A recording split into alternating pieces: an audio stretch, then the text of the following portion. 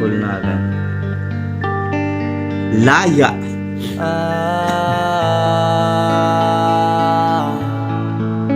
Pwede ka na makalaya. Bibitawan na kita kahit alam ko na hindi ko kaya. Kesa pabaya kung isa't isa ay ating dinadaya. Di na ipipilit kahit alam ko na nakakahinayang. Kasi di na maligaya. Wait lang pre. Man, kinikilabutan ako, ginugusbumps ako. Kaka-start pa lang 36 seconds in. Ang ganda nung doon ng video, yung cinematography doon ang ganda, ang effects ang ganda. Yung itsura ni Master Floji doon talagang in character siya doon, napakalupit ng concept. Kaya hindi ko pa alam kung anong klaseng concept to, pero based on what I see, this is gonna be amazing. Tuloy natin pre, tang ina. Pre, the instruments are amazing.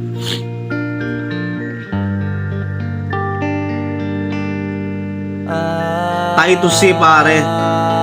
Malupit. Pwede ka na makalaya. Bibitawan na kita kahit alam ko na hindi ko kaya. Kesa pabaya kung isa't isa ay ating dinadaya. Di na ipipilit kahit alam ko na nakakahinayang. Kasi di na maligaya. Unti-unti ko nang tinatanggap. Ang beat! Siguro nga dito na rin natatapos ang lahat. Ayaw ko na pilitin ka na makisama pa sa akin, nakakawalang gana. Di mo pa ba yan nakutuban, di ba tamang inala ka? Sino sa atin may mali kung ako o sige, pero sana tanggapin mo pareho lang tayong dalawa nakasakit. Tapos parang gusto mo lang sa akin i-end. Ito ang epekto nito, nagka-depekto na tayo. Mahirap na lang tanggapin, di makukumpleto ang kwentong perfecto kung walang the end. Hindi ka na makalaya.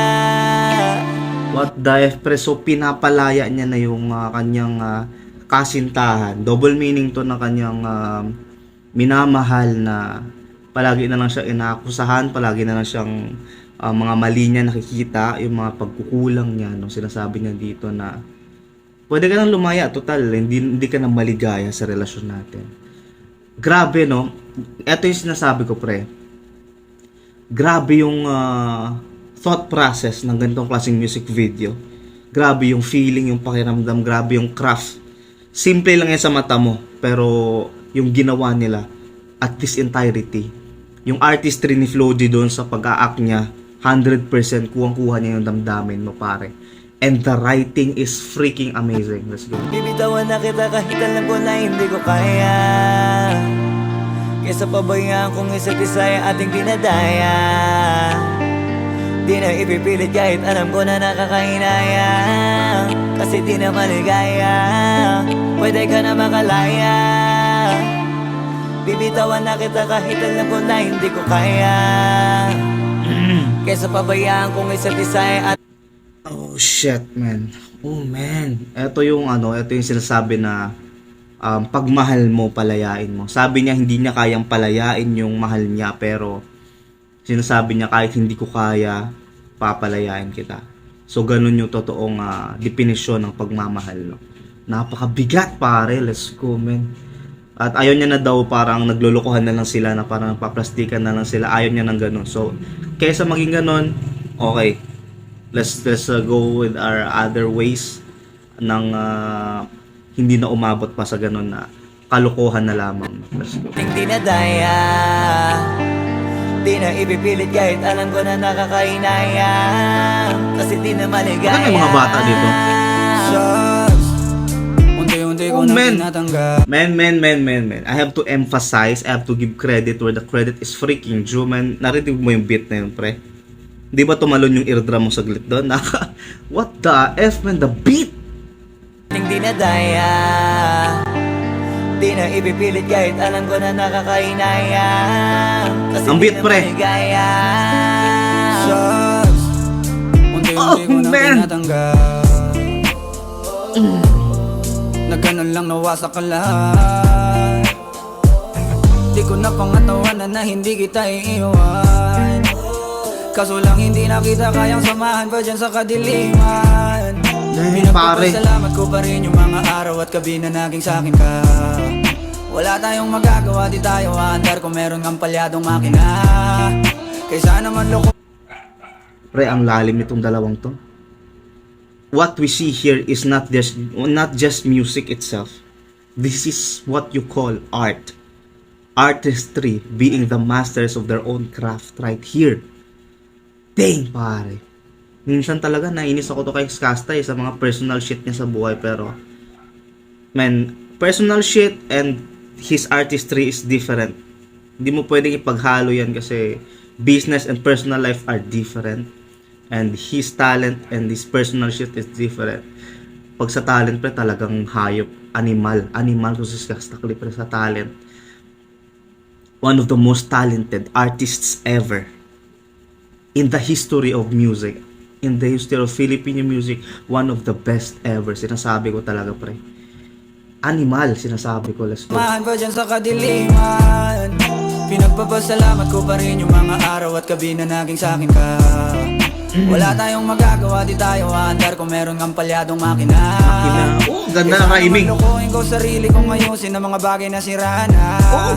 Paano pa Gusto ko tayo yung flow. magana? Parehas na tayong hindi na maligaya. Huwag mo ngang isisi sa'kin ang lahat kung bakit ba sa atin ay nangyari to. Hindi ko kasalanan na hindi ko nakayanan ang pagbago ng ugali mo.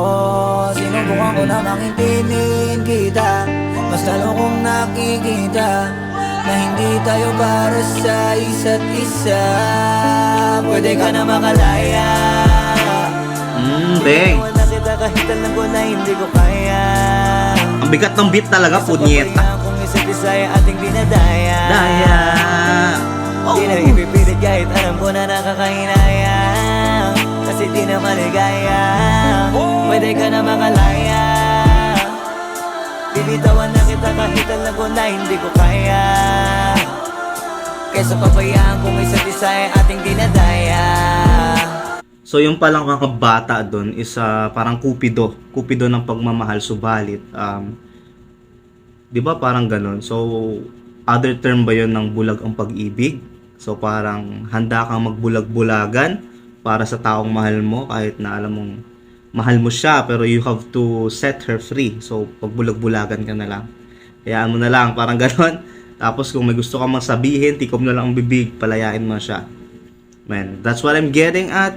And it's kinikilabutan ako legit maano yung mga laman-laman ko. And it's been so long since I felt this way sa isang OPM na kanta na hindi naman nila to kadalasang ginagawa. Flowgy at Skastakli, pre. Mga ano yun sila mga chicks, mga pera, gano'n, mga mayaman kami, ganun usually yan, o magaling kami, which is totoo lahat. Pero magagawa mo, di ba? It's not pagyayabang if it's true, di ba? So let's go. Di na ipipilit kahit alam ko na nakakahinaya. Kasi di na maligaya. Animal talaga tong dalawang to, pre, sinasabi ko sa inyo. Taito C, ha?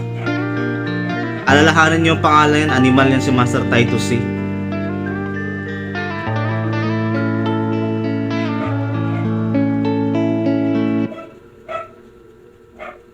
Directed by Taito C, pare. Tangin na yung lupit. Productions cast. Napaka-creepy, no? Na parang halos, parang narinig ko yung beat, yung parang yung instrumentals niya, para siyang, tawag nito, para siyang yung, pwede siyang instrumentals or pwede siyang maging -1 sa Halloween or sa parang parang, ano matawag sa parang horror film, no? But nevertheless, it was an awesome track. Unang-una medyo nakulakan ako dun sa unang part, pero nung nag-drop yung beat, doon ko nga na-realize na, this is really an S-tier kind of obra maestra, sinasabi ko. The musicality is amazing. The lyrics is freaking nakakabaliw, pre. Yung pagdala nila sa sarili nila sa video na yun, pre, talagang S-tier. The cinematography, simple lang yung nasa parang empty room sila na parang, alam mo yung parang na sila doon, nakagapos sila doon sa kahon na yon. Alam mo na ano ang bigat ng ano nun eh, kahit ganun yun, mabigat yung mga meaning nung behind that shit. Kahit simple lang yung production, nandun lang sa parang isang silid, no? Pero that was freaking amazing at nakakilabot at ang bigat ng mensahe. Dang, so malaya ka na, putang ina mo, sinasabi dun sa ano niya. Mahal kita pero G, ikaw nang bahala. So yun, another wonderful track from two of my freaking favorite rap artists today. Skasta and Master Flow G. Yun lang, maraming salamat, subscribe kung natripan nyo. Yun lang, thank you so much, Curbs PH out. Yeah, yeah.